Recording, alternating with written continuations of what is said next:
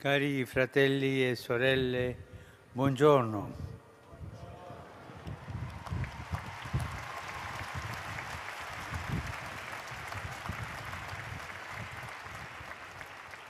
Io sono con voi tutti i giorni fino alla fine del mondo. Queste ultime parole del Vangelo di Matteo richiamano l'annuncio profetico che troviamo all'inizio. A lui sarà dato il nome di Emanuele, che significa Dio con noi. Dio sarà con noi tutti i giorni fino alla fine del mondo. Gesù camminerà con noi tutti i giorni fino alla fine del mondo. Tutto il Vangelo è racchiuso tra queste due citazioni, parole che comunicano il mistero di Dio, il cui nome, la cui identità è essere con. Non è un Dio isolato, è un Dio con noi, in particolare con noi, cioè con la creatura umana. Il nostro Dio non è un Dio assente, sequestrato da un cielo lontanissimo, è invece un Dio appassionato dell'uomo, così teneramente amante da essere incapace di separarsi di Lui.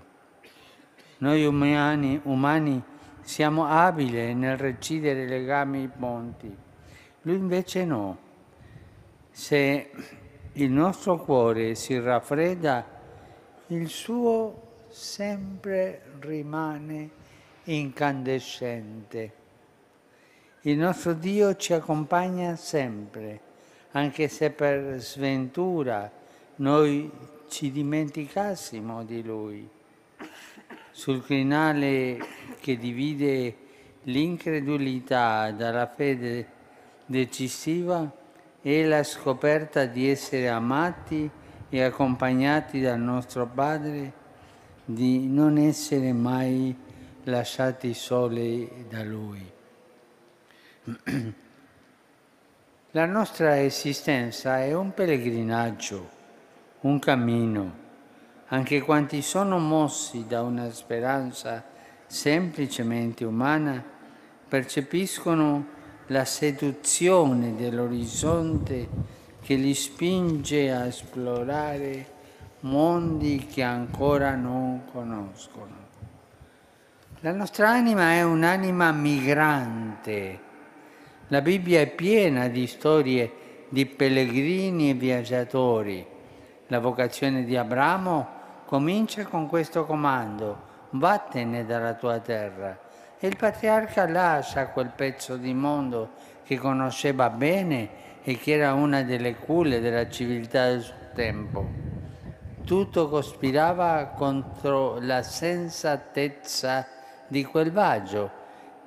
Eppure Abramo parte. Non si diventa uomini e donne mature se non si percepisce l'attrattiva dell'orizzonte, quel limite tra il cielo e la terra che chiede di essere raggiunto da un popolo di camminatori. Nel suo cammino nel mondo l'uomo non è mai solo. Soprattutto il cristiano non si sente mai abbandonato perché Gesù ci assicura di non aspettarci solo al termine del nostro lungo viaggio, ma di accompagnarci in ognuno dei nostri giorni. Fino a quando perdurerà la cura di Dio nei confronti dell'uomo? Fino a quando il Signore Gesù che cammina con noi, fino a quando prenderà cura di noi? La risposta del Vangelo non lascia adito a dubbi. Fino alla fine del mondo. Passeranno i cieli, passerà la terra, verranno cancellate le speranze umane, ma la parola di Dio è più grande di tutto e non passerà. E Lui sarà il Dio con noi, il Dio Gesù che cammina con noi. Non ci sarà giorno della nostra vita in cui cesseremmo di essere una preoccupazione per il cuore di Dio. Ma qualcuno potrà dire, ma cosa sta dicendo lei?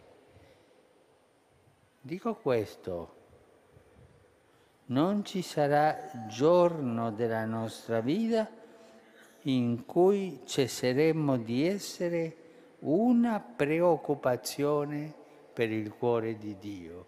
Lui si preoccupa di noi e cammina con noi. E perché fa questo? Semplicemente perché ci ama.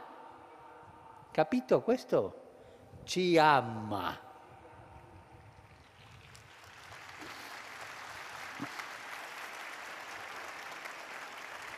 E Dio sicuramente provvederà a tutti i nostri bisogni, non ci abbandonerà nel tempo della prova e del buio. Questa certezza chiede di annidarsi nel nostro animo per non spegnersi mai. Qualcuno la chiama con il nome di provvidenza, cioè la vicinanza di Dio, l'amore di Dio, il camminare di Dio con noi si chiama anche la provvidenza di Dio. Lui provvede alla nostra vita. Non a caso tra i simboli cristiani della speranza c'è uno che a me piace tanto, c'è l'ancora.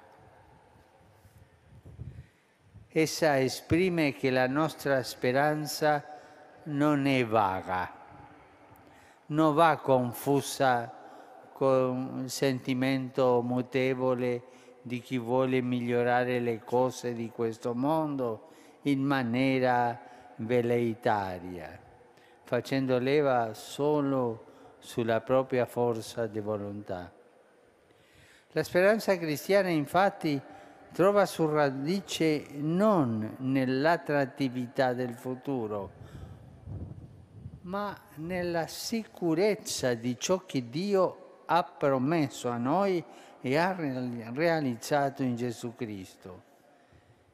Se Lui ci ha garantito di non abbandonarci mai, se l'inizio di oggi, di ogni vocazione, è un seguimi, con cui Lui ci assicura di restare sempre davanti a noi, perché allora temere? Con questa promessa i cristiani possono camminare ovunque, anche attraversando porzioni di mondo ferito, dove le cose non vanno bene. Noi siamo tra coloro che anche là continuano a sperare. Dice il Salmo, anche se vado per una valle oscura, non temo alcun male, perché tu sei con me. È proprio dove dilaga il buio che bisogna tenere accesa una luce. Torniamo all'ancora. L'ancora è quello che i navigatori, quell'istrumento, buttano sulla spiaggia e poi si aggrappano alla corda per avvicinare il barcone, la barca alla riva. La fede nostra è l'ancora in cielo. Noi abbiamo nostra vita ancorata in cielo. Cosa dobbiamo fare? Aggrapparci alla corda. È sempre lì. E andiamo avanti perché siamo sicuri che la nostra vita è come un'ancora che è nel cielo, in quella riva dove arriveremo. Certo,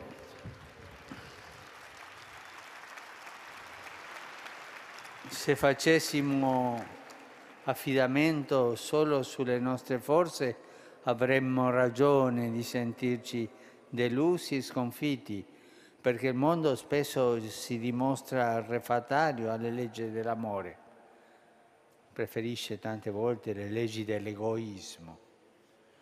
Ma se sopravvive in noi la certezza che Dio non ci abbandona, che Dio ama teneramente noi e questo mondo, allora subito muta la prospettiva. Homo viator spe erectus, dicevano gli antichi. Lungo il cammino la promessa di Gesù, io sono con voi, ci fa stare in piedi, eretti, con speranza, confidando che il Dio buono è già al lavoro per realizzare ciò che umanamente pare impossibile, perché l'ancora è sulla spiaggia del cielo. Santo popolo fedele di Dio è gente che sta in piedi, homo viator, cammina, ma in piede, erectus, e cammina nella speranza. E dovunque va sa che l'amore di Dio li ha preceduto. Non c'è parte del mondo che sfuga alla vittoria di Cristo risorto. E qual è la vittoria di Cristo risorto? La vittoria dell'amore. Grazie.